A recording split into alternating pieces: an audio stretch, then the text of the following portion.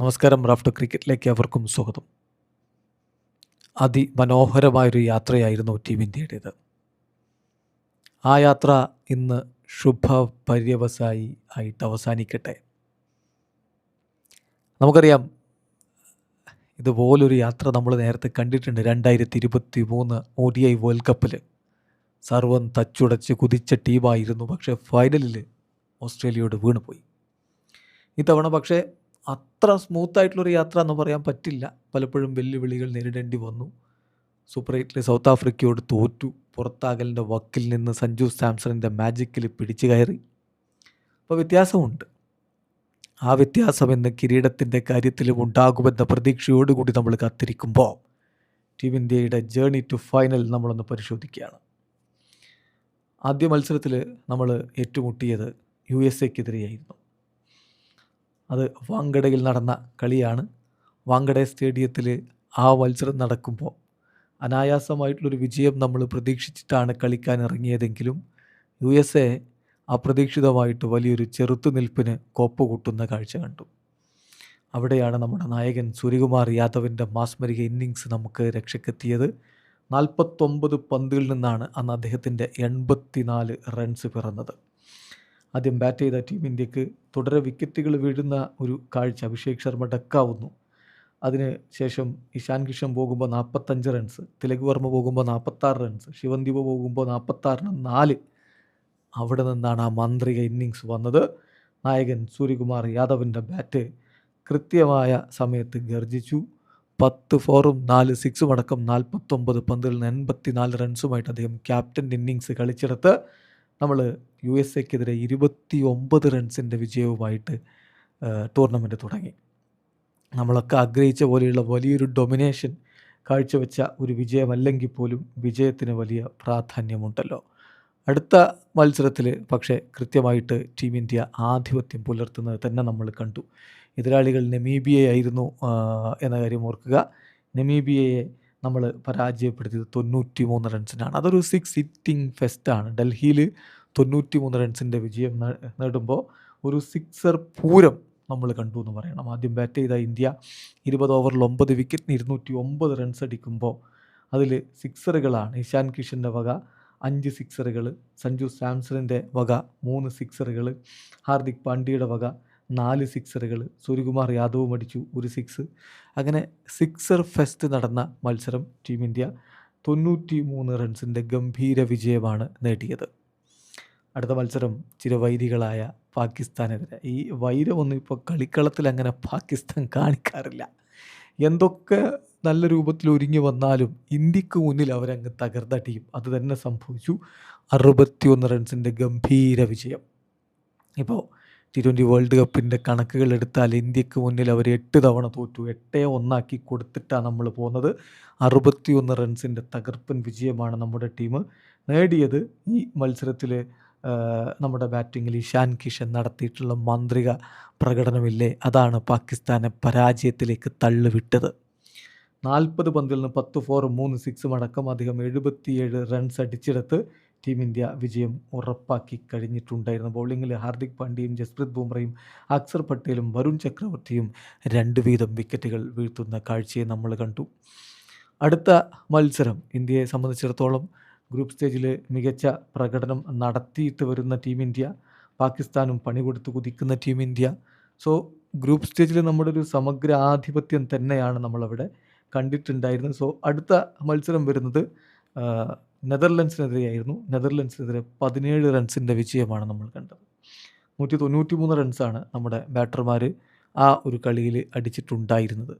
അപ്പം Netherlands 176 runs മറുപടിയും തന്നു. അത് മോശമല്ലാത്തൊരു പൊരുതൽ അവർ നടത്തിയിട്ടുണ്ട് എന്നുള്ളത് സമ്മതിച്ചേ പറ്റൂ. ഇന്ത്യൻ ബാറ്റിങ്ങിൽ ശിവൻദീപയുടെ മാസ്മരിക പ്രകടനമായിരുന്നു അന്ന് കണ്ടത്. 31 പന്തുകൾ 4 ഫോറും 6 സിക്സും അടക്കം അദ്ദേഹം 66 റൺസ് അടിച്ചെടുത്താണ് ഇന്ത്യ 193 എത്തിയത്. 4 കളി 4ഉം വിജയിച്ച് 8 പോയിൻറ്റോടെ നമ്മൾ ഗ്രൂപ്പിൽ 1-ാം സ്ഥാനവും കൊണ്ട് മുന്നോട്ട് പോകുന്ന കാഴ്ചയാണ് ആ ഒരു ഘട്ടത്തിൽ നമ്മൾ കണ്ടത്. സോ ഗ്രൂപ്പ് സ്റ്റേജ് ഗംഭീരമായിട്ട് തന്നെ നമ്മൾ അവസാനിപ്പിക്കുന്നു. അടുത്ത റൗണ്ടിലേക്ക് അതായത് സൂപ്പർ 8ലേക്ക് ഇന്ത്യയും പാകിസ്ഥാനുമാണ് നമ്മുടെ ഗ്രൂപ്പിൽ നിന്ന് യോഗ്യത നേടിയിട്ടുണ്ടായിരുന്നത്. സൂപ്പർ 8 പക്ഷേ തുടക്കത്തിൽ നമുക്ക് കാലിടറുന്ന ഒരു കാഴ്ച.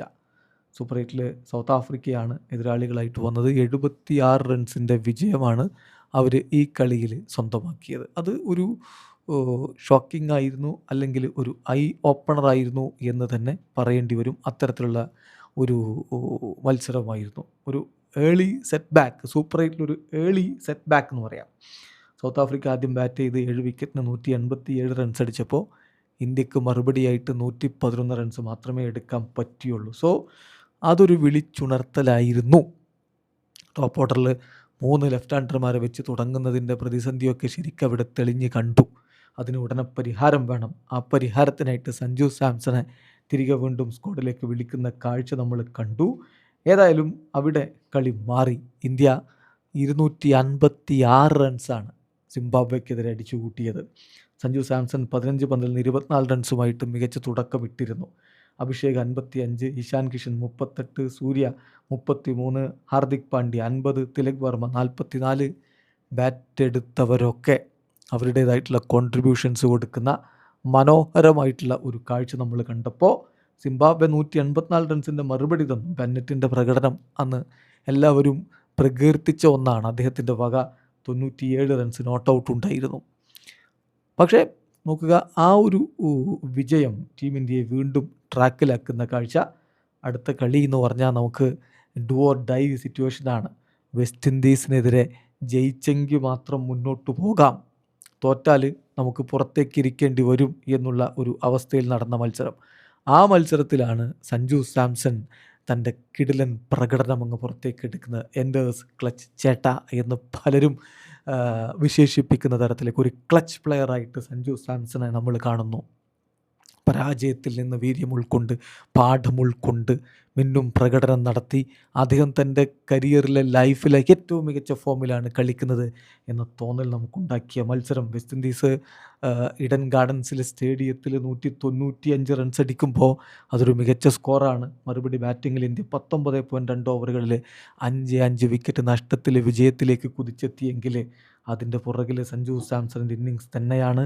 50 പന്തുകൾ 12 ഫോറും 4 സിക്സും അടക്കം 97 റൺസ് അടിച്ച് സഞ്ജു സാംസൺ കളി ജയിപ്പിച്ചിട്ട് ആ ഹെൽമറ്റ് അങ്ങ് മാറ്റിവെച്ച് കൈകൾ ഇങ്ങനെ ഉയർത്തി നിന്നിട്ട് ആ കൂപ്പ് കൈയൊക്കെ കാണിച്ച് കുരിശൊക്കെ വരച്ച് ദൈവത്തിന് നന്ദി പറയുന്ന സുന്ദരമായിട്ടുള്ളൊരു മുഹൂർത്തം നമ്മൾ കണ്ടില്ലേ.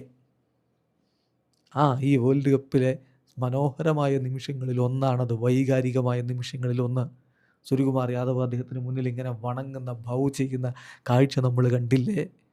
അതൊക്കെ വലിയ രൂപത്തിൽ തങ്കലിപികളാൽ രേഖപ്പെടുത്തുന്ന നിമിഷങ്ങളാണ്. സഞ്ജു സാംസൺ തൻ്റെ മികവ് പുറത്തെടുത്ത മത്സരം ടീം ഇന്ത്യയെ അദ്ദേഹം ഒറ്റയ്ക്ക് കൈപിടിച്ച് കൊണ്ടുപോയി സെമി ഫൈനലിലേക്ക്.